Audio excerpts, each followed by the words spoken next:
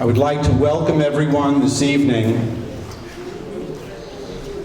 And before we begin the remarks for the evening, I'd like to just remind you to please put your cell phones on silent mode or turn them off, whatever works best for you. And at this time, I'm going to please ask everyone to rise for the singing of the Star-Spangled Banner and the Hatikvah.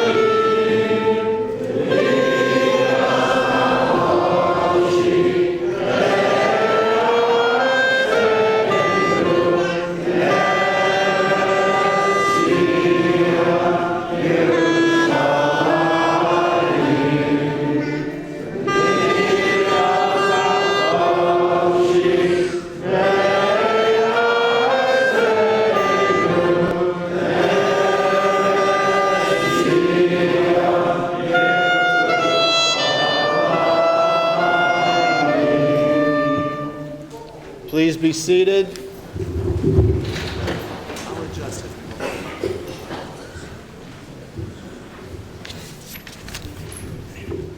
By the way, I could tell from the singing of the Star-Spangled Banner that we are the generation that actually learned the words to that. If you go to school now, they'll just be standing silently. Good evening, and welcome to all of you who are joining us tonight. I would like to extend special greetings to the members of the Billet and Michaels families who have come from different parts of the United States, as well as Israel, and are with us in Shul to celebrate this wonderful occasion as we join together to formally install Rabbi Avi Billet as our Mor D'Asra. There are many people who worked tirelessly on behalf of the shul to help make the entire Shabbos truly memorable. Please bear with me as I publicly thank them. Mimi and Howie Sarnoff, chair people of the installation committee, committee members Linda and Marvin Diamond, Natalie and Steve Herbin, Hannah Fishberger, Essie and Jerry Meyer, Judy and Herb Shear, Kiddush Committee, Leah Frances and Arlene Hirsch, Friday night, Oneg, Naomi Malakoff, assisted by Gittel Friedis and Barbie Moskowitz, publicity, Elaine J. and Marty Schmidt, video, Joe Rovner, live streaming, we had some problems, but I want to thank Stuart Siegel for being here anyway. Music, Howard Stein, and the catering, Rami Catering. I also, at this point, would like to read a letter that was received from the OU. Dear Rabbi Billet, on behalf of the leadership of the Orthodox Union, Mazel Tov to you and your family on the occasion of your new position as Rabbi of the Anshe Chesed congregation. We wish you much hatzlacha and our sincerest expectation that you may merit to see the fruits of your labor in your new community, with your tenure filled with success, personal growth, and satisfaction. The Orthodox Union's Department of Synagogue and Community Services has been proud to count Anshe Chesed congregation among our network of member synagogues and a partner on many initiatives. We look forward to strengthening our relationships and serving your community in the future. Chag Chanukah Sameach, Mazel Tov.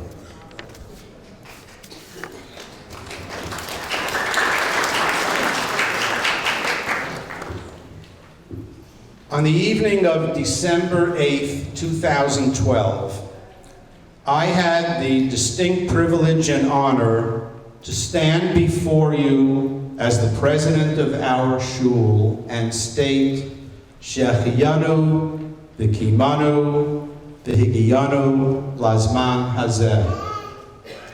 Yes, for those who remember, it was the official dedication of Anshe Chesed congregation into its new home here on El Claire Ranch Road. It was an incredibly emotional time for us, after the many struggles and obstacles we faced, to have reached that point in our history where we finally had a location away from our former neighbors on Madras Circle and their outright hostility. We had approximately 72 member families at the time of our move. Presently, with God's help and a great deal of hard work, we are approaching the 200 family mark.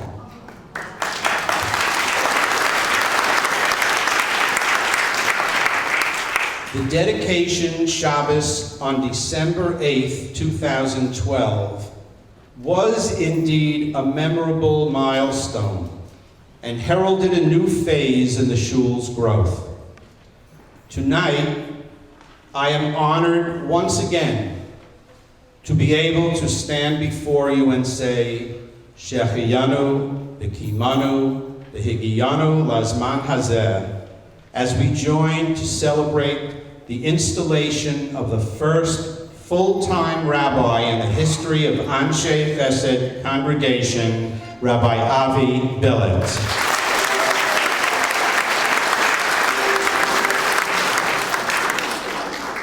What makes it even more special is that after our many years together with Rabbi Avi Billet and his wife Chana and their wonderful children, we can shep nachas along with his parents, in-laws, and siblings, sharing this moment in appreciation of his tremendous efforts enabling us to reach this new plateau.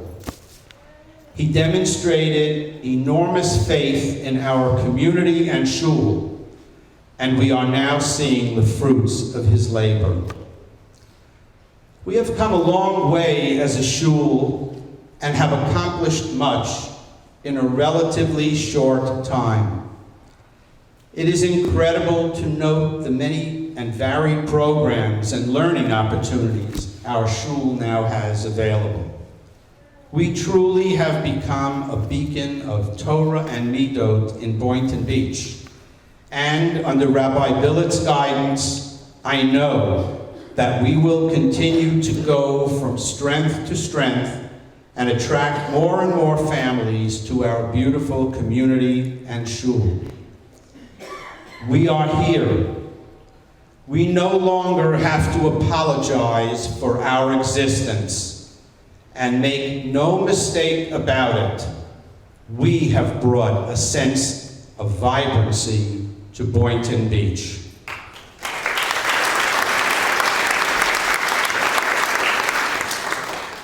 Through the early years of Anshe Chesed, we dreamed of how it would feel to be part of a shul where we wouldn't worry whether we had enough for a minyan, where there would be daily classes and a community which would grow by leaps and bounds. Indeed, we dreamed of becoming the next Boca Raton of South Florida. Therefore, how fitting it is that I have the honor of calling upon a close friend of Rabbi Billet, the rabbi of the Boca Raton Synagogue, Rabbi Ephraim Goldberg, to offer greetings to Rabbi Billet. Rabbi Goldberg.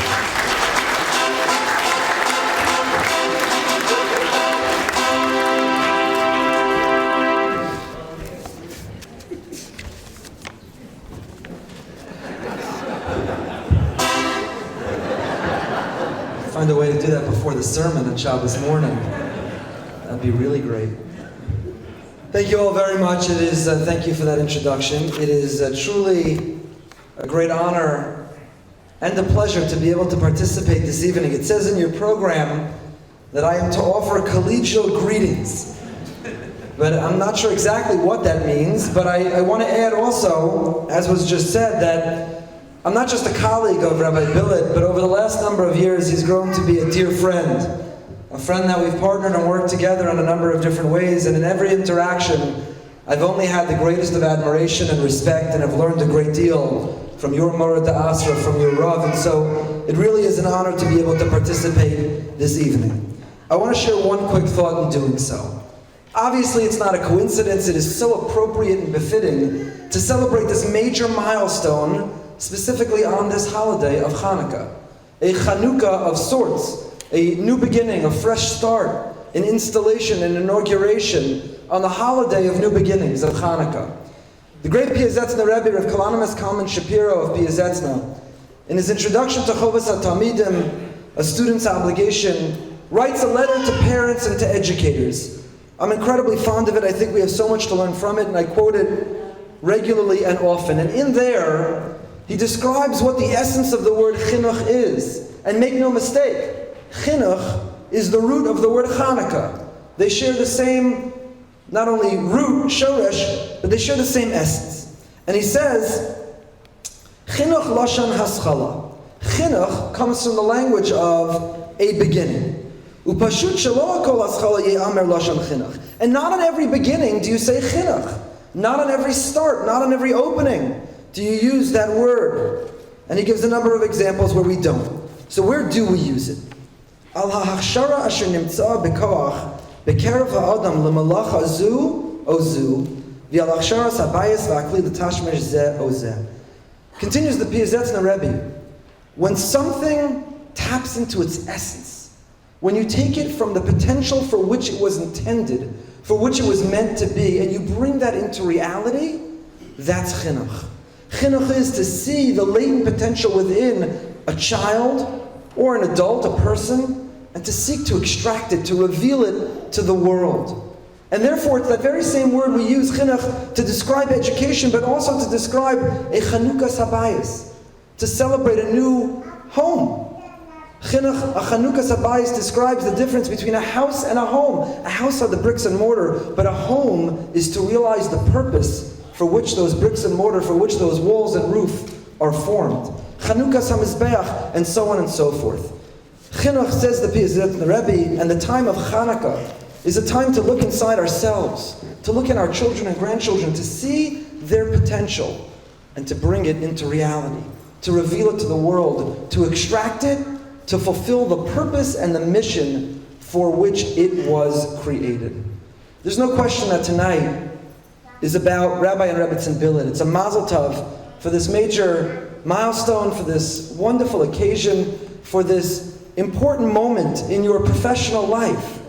But as much as it's a mazel tov for the Billets, it's a mazel tov for you, this shul, to realize your potential even a step further, to emerge, as was described, not only to not have to apologize or make excuses, but to emerge as a light, like the lights of the menorah in our South Florida community. It's not only a mazel tov to the Billets, and it's not only a mazel tov to you, it's a mazel tov to the Jews of South Florida. As yet, this is another moment of progress, another achievement in our greater community's growth. I'm so proud of all of the growth of the Jewish community and the Torah community with all of its diversity in South Florida. But when our community, with our values and our ideals and our belief system, which I don't have to describe, you all know what we're talking about, that this shul and Boca Raton Synagogue and a few others have in common, with your growth and with the leadership of your Rav and Rebbetzin, it's truly a mazel tov for all of us. And so, to my dear friend, Rabbi Billet, I wish you a mazel tov this evening. May Hashem give you the koach, the strength, and the wisdom together with your amazing Rebbetzin and family to lead this community to greater heights and to greater strength. I look forward to partnering and working together on behalf of the Jewish community throughout South Florida in so many different ways to continue to spread the light of the menorah not only on the holiday of Hanukkah, but each and every day of the year. Mazel tov.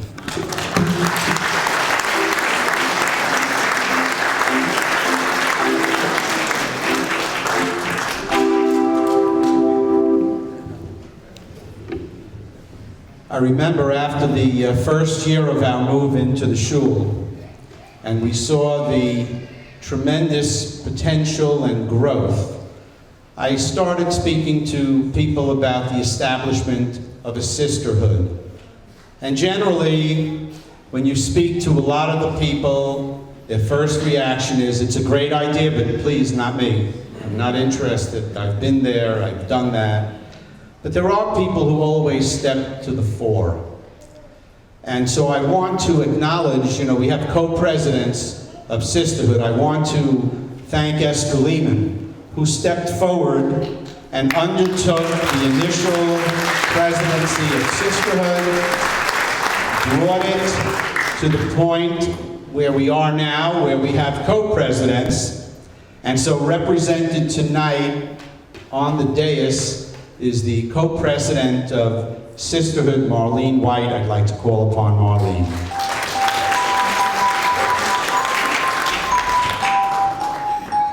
Hannah, can you come forward, please?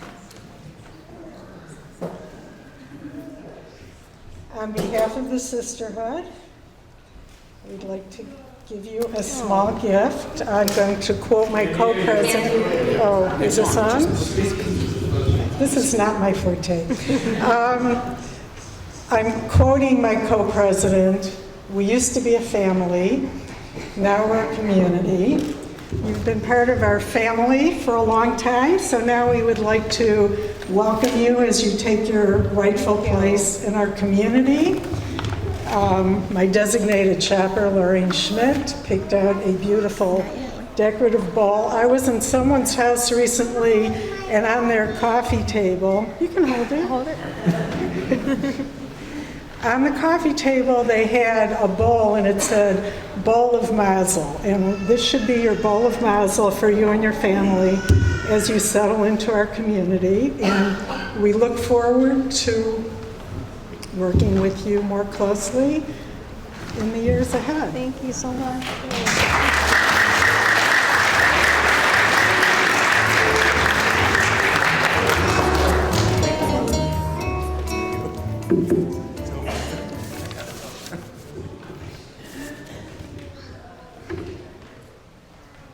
During the course of Shabbos, I had many occasions where I was able to indicate that my family and the Billets have been intertwined for many years.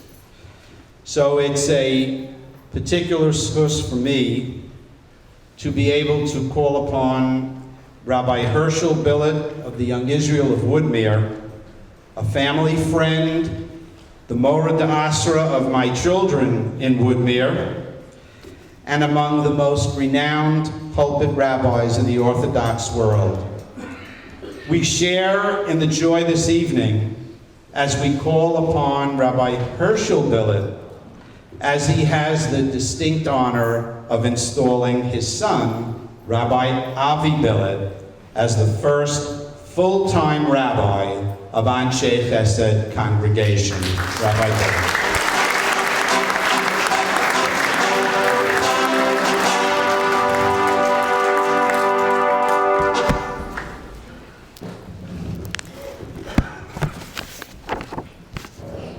Okay, first I just want to acknowledge all the people in this congregation and Rabbi Goldberg, people of South Florida, who are the wisest Jews in America. Now I say that not lightly, because the Talmud says, "Harotzeh sheyachkim," you want to be wise, Yadrim, you head south. Shenemar vayetza Yitzchak lasuach basadeh v'hu yoshei be'eretz hanegev.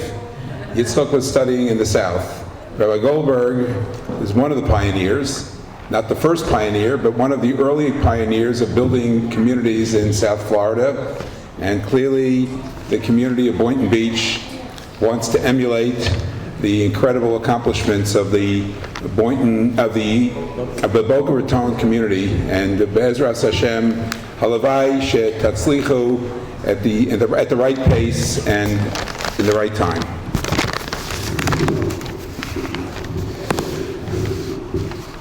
You know, I just want to say one other thing about the way the shul is set up this evening.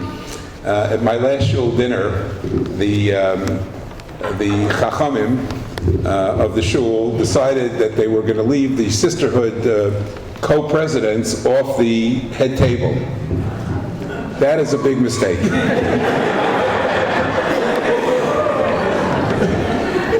Don't ask me how I know it. And although I had no knowledge of the decision, I have heard about it and continue to.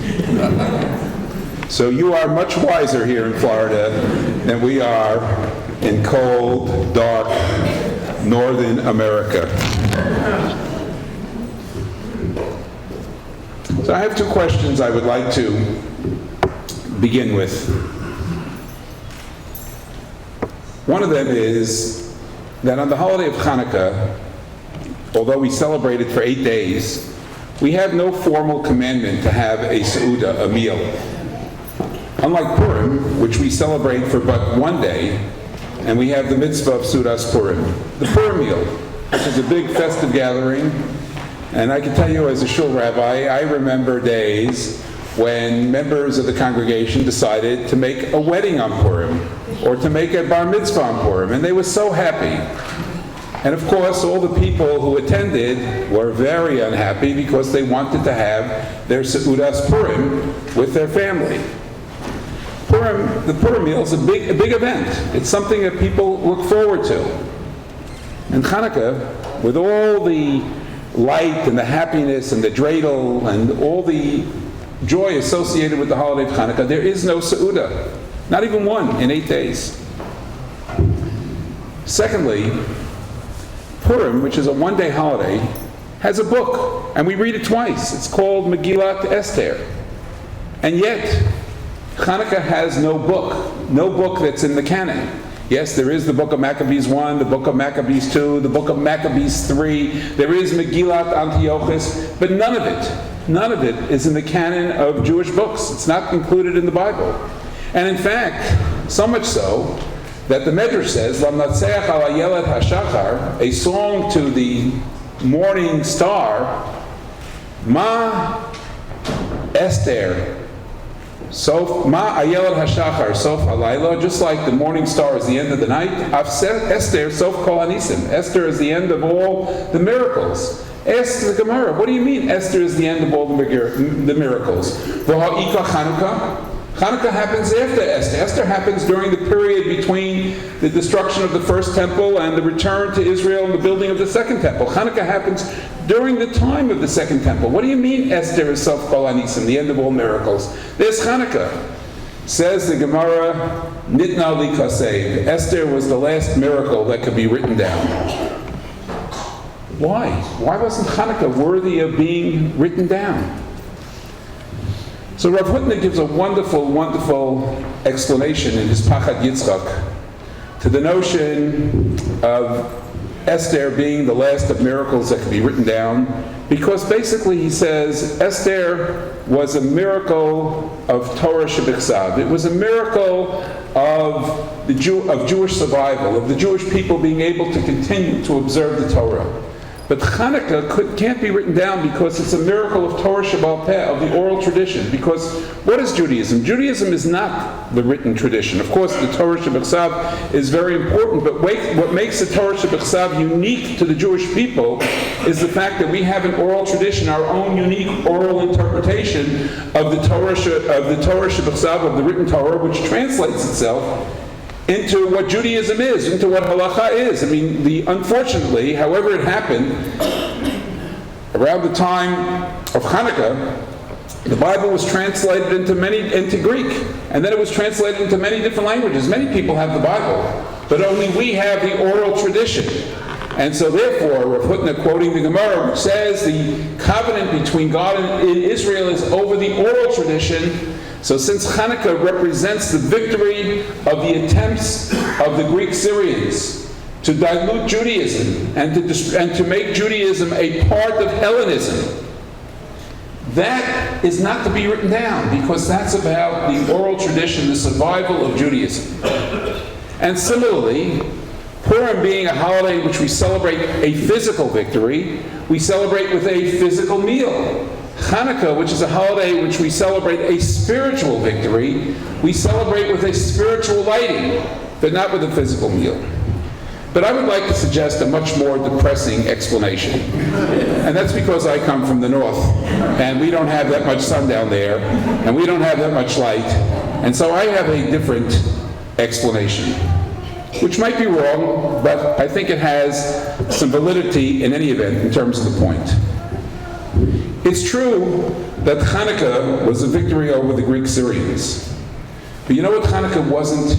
It wasn't a victory for the Jewish people over themselves.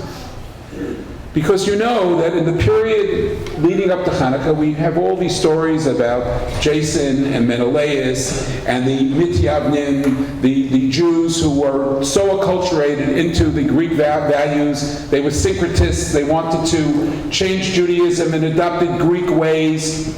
That was part of the battle. And it's true that the Hashmonaim, who led the fight of Hanukkah, were victorious, not only over the Greek Syrians, but over their own Jewish enemies. But in the end, if you know the story of the Hashmonaim, the Gemara says that whoever says, I am from the house of Hashmonai, no longer has Jewish yichus, no longer has Jewish heritage, because ultimately the Hashmonaim became the very victims of the very battle that they fought. They adopted Greek names. They adopted Greek values. They usurped the usurped kingdom, which they weren't entitled to. There were civil wars amongst the brothers, Hyrcanus and Aristobulus. Jews were killing Jews. And in the end, some of the Hashmonaim themselves became very much enamored by the Greek culture that they tried to win out over. And so Hanukkah really was not, in the end, the victory that we wanted it to be. When you have a meal for a Jew is a great uniter. Right? At a meal we have a zimun, the family gathers. On Purim we have mishloach manos. We do things which encourage closeness. Matanos levyonim. We give gifts to the poor, and we try to create a sense of unity through the Seudas Purim. And perhaps one might suggest that is the reason why Hanukkah can't be written down, because the story of Hanukkah really was very much incomplete.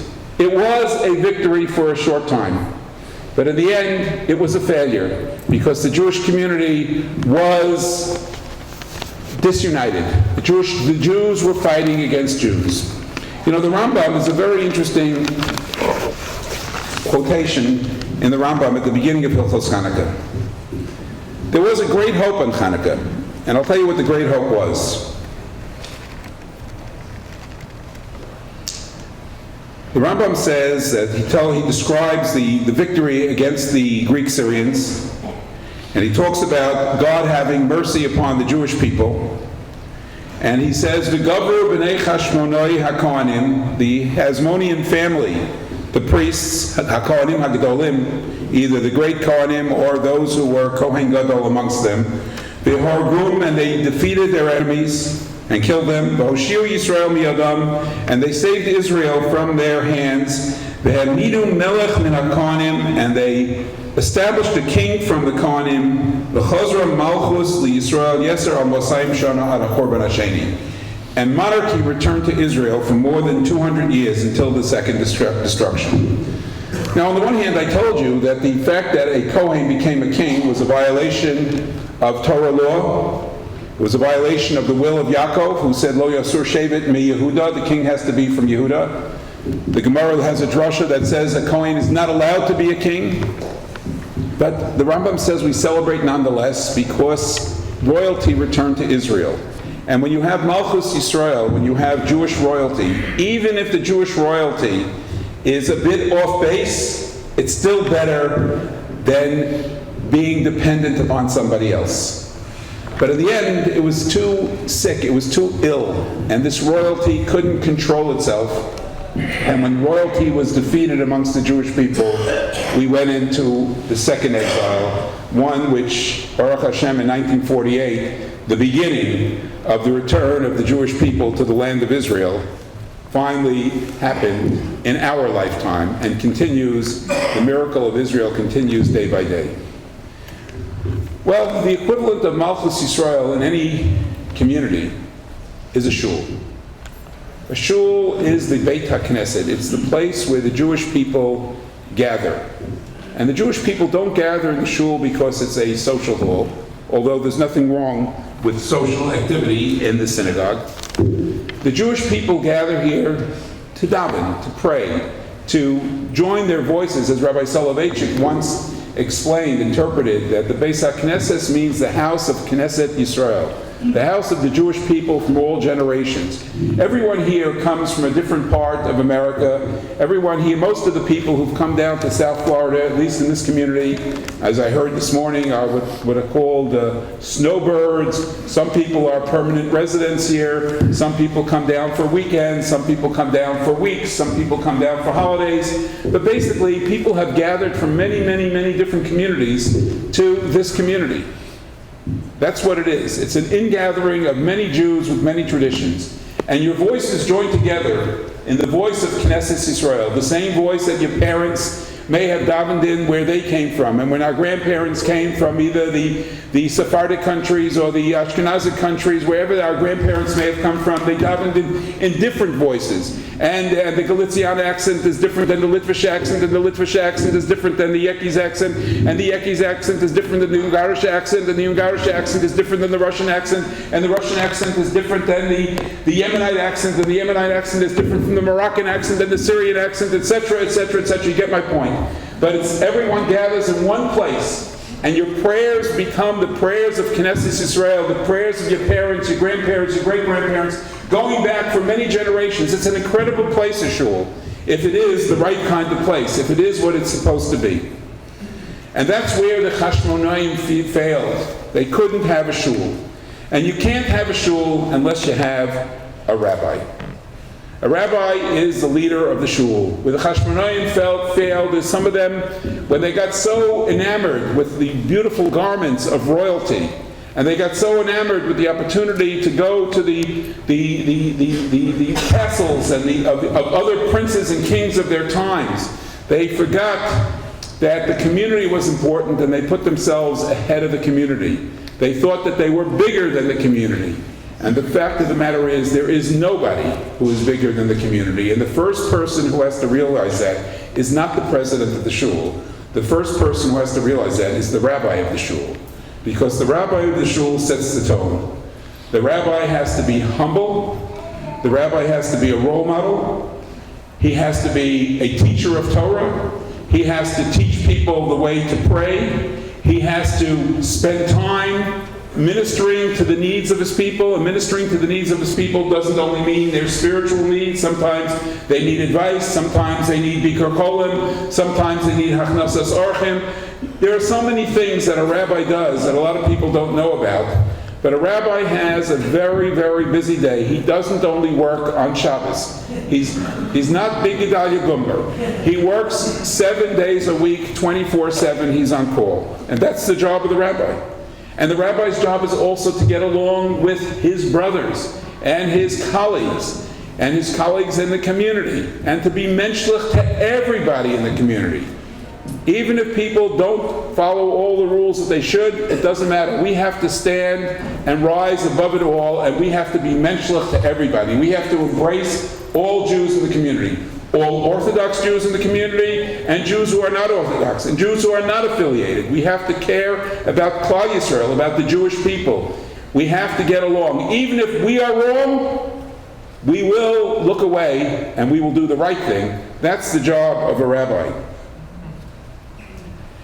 And I think that, my father, Olav Shalom, had a favorite saying, Yahalelcha zar v'lo picha. You should let strangers praise you and not your own mouth. And so, I must say that in growing up, and Baruch Hashem, I was blessed with my father for a long time, I never got one compliment. And therefore, I have been in therapy.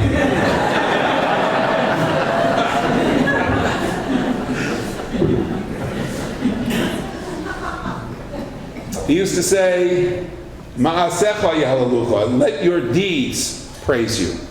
And that's really true. You have to, your actions speak louder than any words could speak. So I don't want to emulate what Rookie did last night, but I also have some Avi Billet stories. And I want to tell you a different perspective on Avi. I remember when he was almost 8, he was precocious enough, and we needed it badly, to send him away for the summer.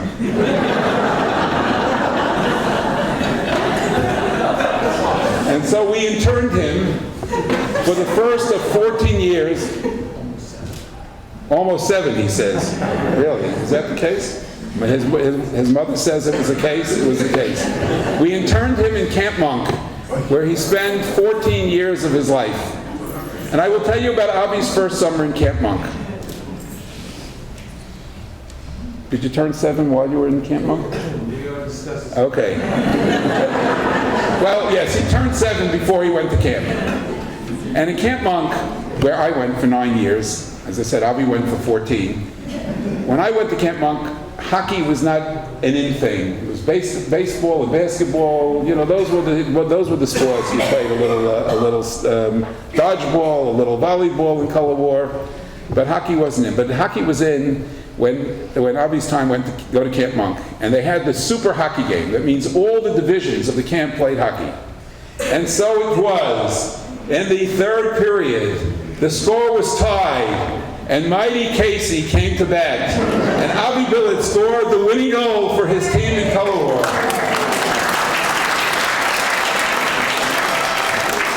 So even then, Avi had a sharp eye. He also lost the last color war in Camp Monk, where he was actually chosen to be color war general, And he and his colleague may have been the last two Yeshiva University boys who were allowed into Camp Monk. They were happy for YU to go out as losers in color war, and Camp Monk, that was Avi's last year there. And I will tell you that while he was an adherent of being in Camp Monk, he also went to Yeshivat Har Etzion. And one day in the yeshiva, he and his brother was a year ahead of him, okay, the brother that my wife told you about last night, they decided to do a tiyul miyam el yam. You walk from the Kinneret to the Mediterranean, or from the Mediterranean to the Kinneret. They did miyam el yam, and at Vatikan, at sunrise, they daven shacharis. And they put on their tefillin while they were wearing their shorts. Oh boy. And then, It wasn't in shul. It wasn't in shul. And it wasn't in South Florida. And then, Lo Aleinu, my father-in-law, Alav Shalom, passed away, and Rabbi Eli Monk came to the house to pay a Shiva visit. And on the piano in my mother-in-law's house was a picture of Avi and Billet wearing shorts and tefillin. And as soon as Eli walked into the house, Avi was leaving, he dashed into the house, and what do you think he took off the piano? That picture disappeared.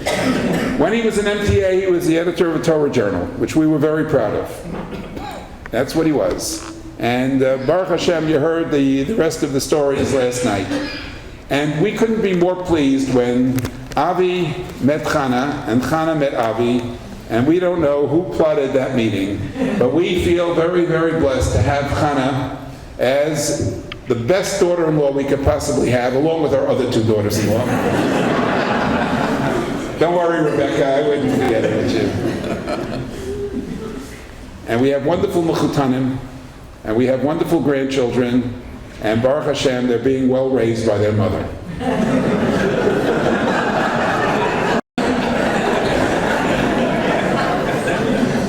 And father. So I want to take this opportunity to wish Avi and Chana much bracha and hatzlacha. You know, the job of the rabbi, you know, my wife always likes to say, people like to say this line, behind every great man is a great woman. And my wife always says, no. Beside every great man is a great woman. And that's really true. Avi couldn't do what he does without Chana, and I don't think Chana could do what she does without Avi. But together they make a wonderful team. And I know that in Chana you have a wonderful Rebbitzin. She went this year to the YU Rebbitzins Conference, which is really nice for her and nice for the community. I know that she's going to do a lot of creative things with you. I know that she will be active in the sisterhood. And together they hopefully will be wonderful, good leaders for the community, a community of wonderful people that have gathered from all over the world. And we should always remember that the synagogue is really so important that you have to look at what your enemies want to do to learn how important you are. You have to think of nights like Kristallnacht. The Germans understood one thing. If they were going to destroy the Jewish people, the first thing you have to do is destroy the synagogues. Look what the Palestinians did when they went into Gush Katif. They destroyed the synagogues, even though there weren't Jews there anymore. They could have used the buildings for who knows what, but they destroyed the synagogues. You go to city and town in Poland, in some places the synagogues survived, they became stables. But in many places the Jews were brought into the synagogue and they were burned alive in the synagogue. You destroy the synagogue, you destroy the Jewish people, you destroy the Jewish community, and you think you could defeat the God of Israel. But you can't defeat the God of Israel, and you can't defeat the Jewish people, because the Jewish people are the people of the God of Israel. And you in Boynton Beach are God's people over here in this community. It's your destiny and it's your fate to build this community while you are here, to make sure you have a Makom Torah and a Makom Tefillah. And you have to be led by your rabbi, and you have to try to support your rabbi in every way possible to help this community grow to the potential that it has, and it has tremendous potential. I know many of the people here, many of the people in their lives up north or wherever they came from, were really prominent leaders in their community.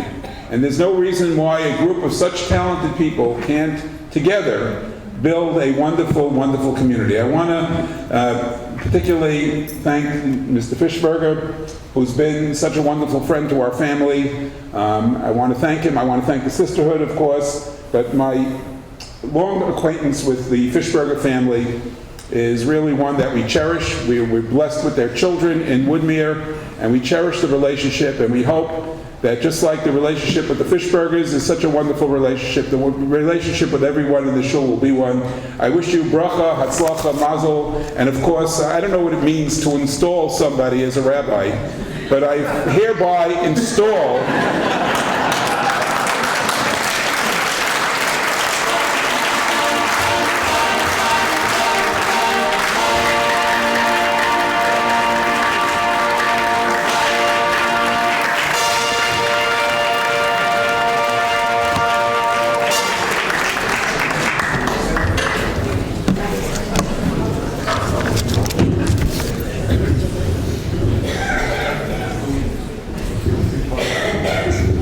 Thank you very much. And thank you to everyone for coming tonight and for being a part of this.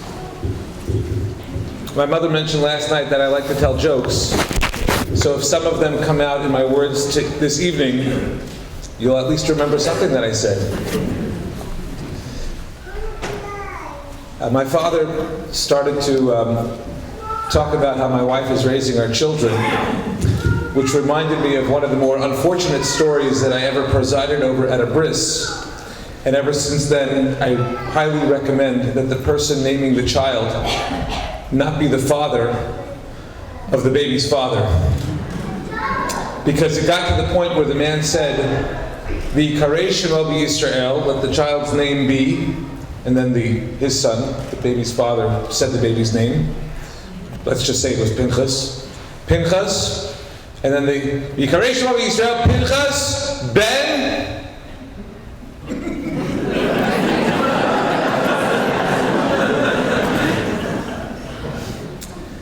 let's just say I hope that he has access to his grandson. But thank you for not doing that. David Fishberger did acknowledge the presence of our greater family, and I want to, of course, thank my parents for coming, and Hannah's parents, my dear in-laws for coming this evening, as well as my sister Dasi, who came from Israel, my sister Shiro came from Riverdale, my brother Moshe and Rebecca, who came from Manhattan, and Hannah's siblings, two of whom are in South Florida, so it's a little busier, but Warren and Sarah, and Daniel and Dahlia, and of course Ben and Leah, who came from Cleveland, for being here, and all those who brought our adorable nephews who came this, I think there are no nieces here, right? All nephews who came this weekend, thank you so very much for coming as well. There were many people in the shul who could not be here tonight who also sent warm wishes, whether it was in the form of a phone call, an email. I'm grateful for that, and I'm also, of course, as I mentioned, grateful to all who are here and who have been so supportive and encouraging over the years.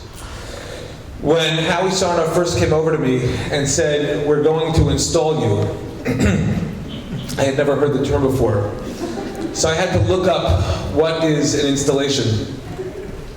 In dictionary.com, it has two definitions. A large device, system, or piece of equipment that has been installed.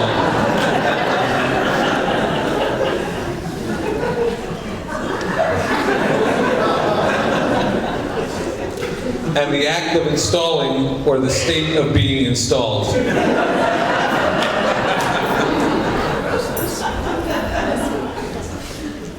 I couldn't write this material myself, folks. It's right there. Now, Baruch Hashem, for friends who have a sense of humor, who have been sending me pictures of various plumbing fixtures, devices. One sent me a huge air conditioning unit, asking if he will recognize me after this evening. It is interesting, though, that as I learned over Shabbos, that the Hebrew word for the event that we are celebrating this evening is haktara, which comes from the word keter, and apparently our musician knew this very well. Keter is a crown, which means that the Hebrew word for tonight's event means coronation.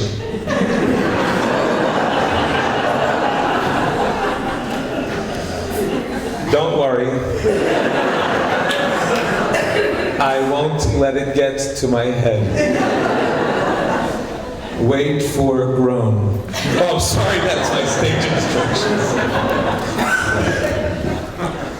When we think of a coronation, we think of the kings of Israel, the great leaders of Israel, and of the important qualities that they emulated, which a rabbi must follow, some of which my father just enumerated. The king himself has a few instructions in the Torah. He should not have too many horses. He should not have too much money. These have never been a problem for me.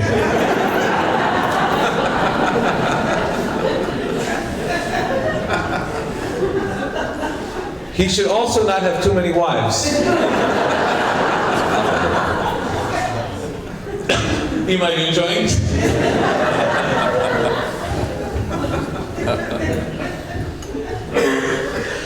Now, my wife does not like to be acknowledged publicly, so I will not pretend that this is a bris and that I am a father who needs to reprofess his love for his wife.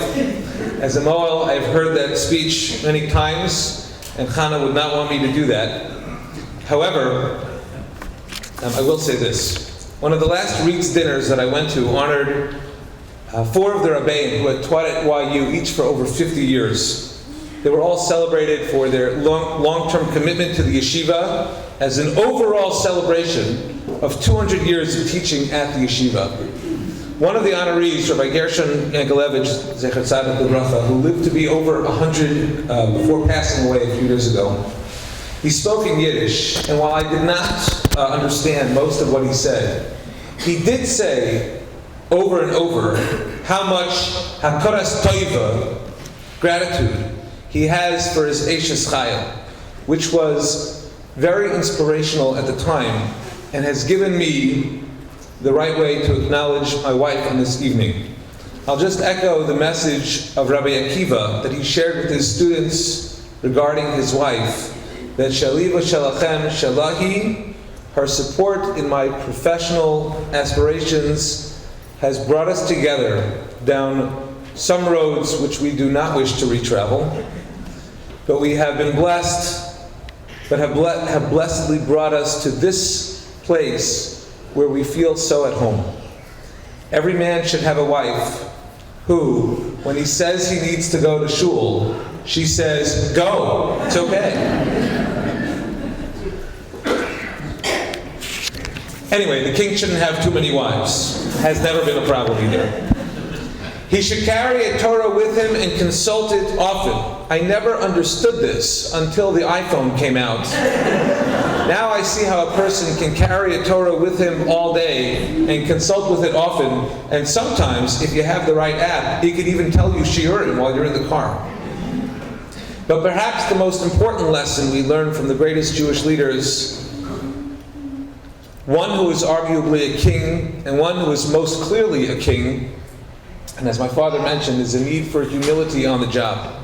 Moshe is referred to as a king in many teachings of the sages. He was, as we all know, Anav Mikol Adam, the humblest of people. Humility doesn't mean to think that you are a nobody. Humility means knowing who you are, but doing your job and not making a big deal about it. Not drawing attention to yourself. There was a story I read last week online, maybe some of you saw it, about the Boston Rabbi who went to make a Shiva visit to the Schwartz family in the Boston area who tragically lost their son in a terrorist attack.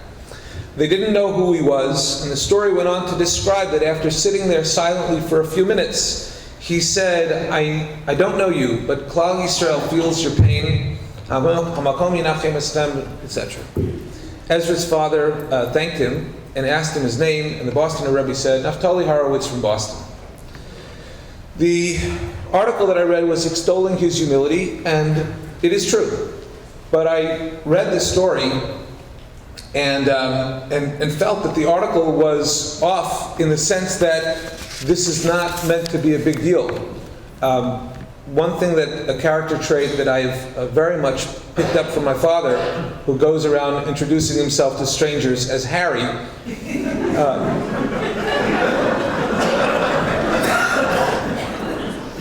Did I mention he went to Camp Monk for 9 summers? But that's the way that everyone should behave. Don't make a big deal about who you are. Just do your thing and do it right. And so despite tonight, I promise I will not let it get to my head. But perhaps the most important lesson that I like to learn is from David HaMelech. Not from the act that led to this very important revelation, but how he responded afterwards. After having sinned with Bathsheba, Nasan Hanavi, the prophet Nasan, comes in and gives David the biggest musar shmooze of his life. And after David realizes the gravity of his sin, he says, Chatasi LaHashem, I have sinned to God. And what's amazing, if you read the pasuk in a text of Shmuel, which is fit to form, you'll see that there is a blank space in the middle of the pasuk, a blank space, which the Vilna Gaon explains. It says it was during that moment that David was contemplating his deed. In that empty space in the text, David was contemplating his deed, and that's when he did his tshuva, his repentance. He looked at his mistake, and he was able to admit, unlike his predecessor Shaul, who lost his kingdom for a number of reasons, but one of which was his inability to admit error and his great ability to come up with excuses. David doesn't do that. David says, guilty as charged, and he sets his mind to do teshuvah. And where did David get this from? I think he got it from his ancestor, Yehuda. In the parsha we read today, there are no breaks in the text, just straight narrative. The story of Yosef going before Paro, becoming viceroy, taking charge of the famine. It's mixed right in with the tale of Yaakov's family in Canaan, and then back to the brothers coming to Egypt, and back to Canaan, and back to Egypt with Binyamin. The story, which really continues directly into next week's parsha, has the first space in the text only at the very end of the parsha, right after Yosef says, I'm keeping Binyamin, and the rest of you can go home to your brothers. It's probably one of the most difficult parshas to put down and to not continue reading. What a cliffhanger. What's going to happen? When I perform this for kids, they hate the end of this parsha. Here's Yosef being all Mr. Mean, and then he says, no, you guys, you all offered me slaves. No. I'm keeping Binyamin, and you guys, go home to your father. Have a nice day, kids.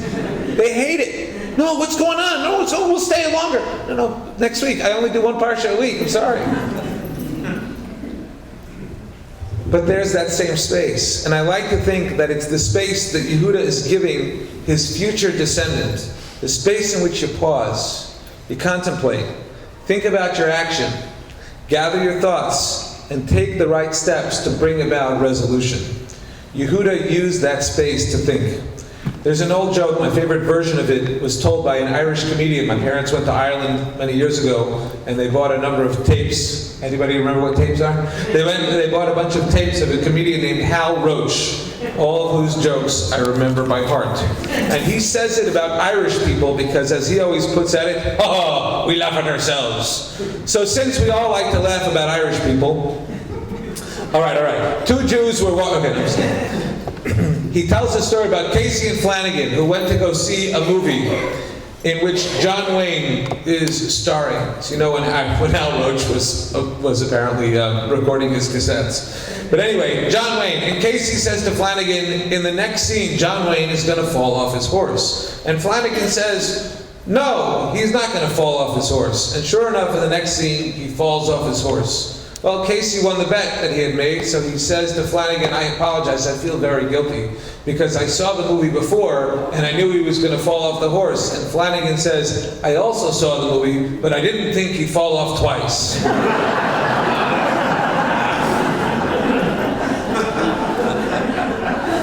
Come on, you all heard that before. Every year we look at the story of Yehuda, and every year we get to ask ourselves, what is Yehuda going to do? And every year we wonder, will Yehuda did what he did last time that he faced a similar conflict? A son of Rachel about to be taken into slavery, and every year Yehuda redeems himself once and for all. He takes leadership. He puts everything on the line, and he not only saves Binyamin, but he reunites his family. And so in this position, I hope to learn from these great leaders to follow the rules the Torah gives, because it allows for getting closer to Hashem. But to take the lessons from Moshe about remembering who you are and not making a big deal about it. I don't remember where it was, but I was once introduced somewhere as a rabbi who came from a great rabbinic dynasty. And all I remember thinking at the time was, dynasty? My father is, Baruch Hashem, a successful rabbi, but my grandfather was a reupholsterer. I had a great relationship with him, and I probably inherited his sense of humor. And he did give me compliments, sorry.